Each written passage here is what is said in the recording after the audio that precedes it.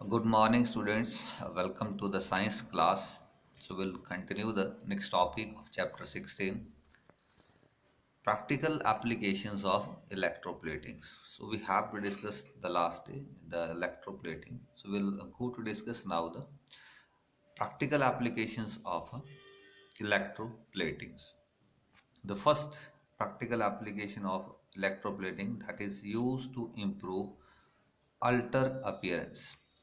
We all seen the signings handle of bicycles and bath taps which are otherwise made of iron. हम सभी देखते हैं हमारे घरों में जो हमारे बाथ टैप्स होते हैं और जो बाइसाइकिल्स होती हैं उनके जो हैंडल्स होते हैं वो बहुत ज़्यादा स्पाइन करते हैं other they are shining which are otherwise made of जबकि वो आयरन से बने होते तो that is done by electroplating them on with chromium और निकल। तो ये उन आयरन के टैप्स और बाइसाइकिल्स के ऊपर जो है वो इलेक्ट्रोप्लेटिंग की जाती है क्रोमियम्स और निकल की, उसकी वजह से जो उन पे जो साइनिंग्स आप देखते हैं that is due to the electroplatings of chromium और nickels. Second practical use is to provide a protective and strengthening coating.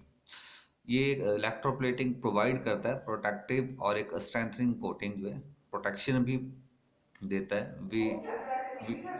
We often find a chromium plating on bath taps, car bumpers, bicycles handles, towels rails, kitchen gas burners, wheel rims and so on. ये जितनी भी चीज़ें हमारे पास हैं, for example जैसे हम we are talking about chromium plating की जाती है बाथ टैप्स के ऊपर, कार बम्पर्स के ऊपर, bicycles handles,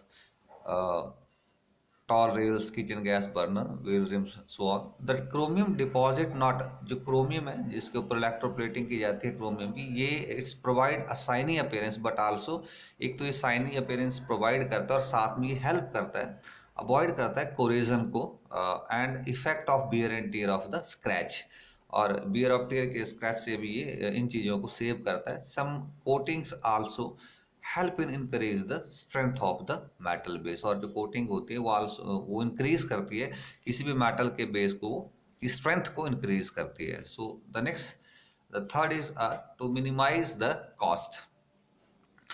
to minimise the cost electroplating इसलिए भी की जाती है, कई बार जो बहुत सारी ऐसी चीज़ें हैं दे आर वेरी कॉस्टली, तो उनकी कॉस्ट को मिनिमाइज करता है। जैसे हम जानते हैं जैसे कि मेटल हमारे पास गोल्ड है, सिल्वर और प्लैटिनम्स है, nickel and chromiums are very expensive.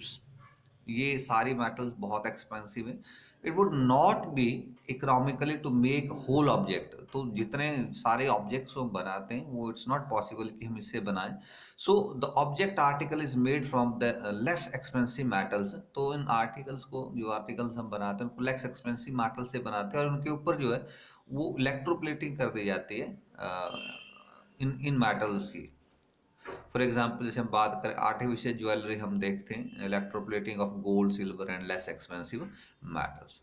तो एक और यूजेज है इसका जो कॉस्ट को मिनिमाइज करता है electroplating. Next is electromagnetic induction. So first of all, what is electromagnetic induction? The phenomena in which electric current can be generated, ऐसा फिनोमेना जिससे एक इलेक्ट्रिकल करंट को जनरेट किया जाता है, लेकिन किसके द्वारा? By changing magnetic field, this is known as electromagnetic induction. तो इसको डिस्कवर किया था this discover and understanding the phenomena of electromagnetic induction by the based of series experiment that is done by the Faradays and Henry। तो Faraday and Henry ने बहुत सारे experiments करने के बाद they have discovered that electromagnetic induction। So we have some experimental observations, कुछ एक experimental observation है हमारे पास electromagnetic inductions की। The first is whenever there is a relative motion between the magnet and coil, वो magnet और coil के बीच में जब एक relative motion होता है, that is a part of an electric circuit। तो this is a part of electric circuit, और जो करंट है वो फ्लो करेगा कॉइल के अंदर। Second, the flow of current stop as soon as the magnet and the coil are at the rest with respect to each other. Current जो flow करना stop करेगा जब हम मैग्नेट्स को एंड द कॉइल को rest magnet और coil को rest पर रखेंगे with respect to each other.